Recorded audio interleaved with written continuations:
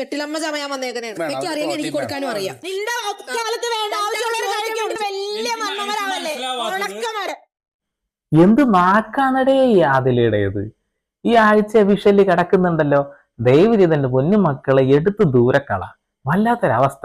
അതുകൂടാതെ തന്നെ ഒരു പ്രശ്നമില്ലാതെ ഇന്നലെ മിനിഞ്ഞാന്നൊക്കെ ഇന്നലെ മിനിഞ്ഞാത്ത കാര്യമല്ല, ഇന്നലെ ഫുള്ള് ലൈവ്.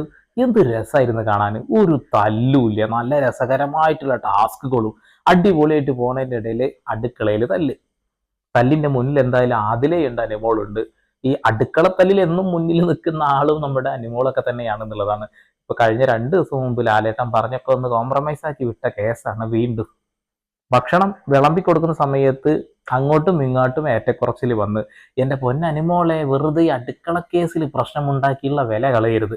നിലവിൽ ആകെ വില പോയത് ഇങ്ങനെയുള്ള അടുക്കള കേസിലൊക്കെയാണ് എന്നുള്ളതാണ്. സ്വന്തം വീടാണെന്നുള്ള ധാരണയിലാണോ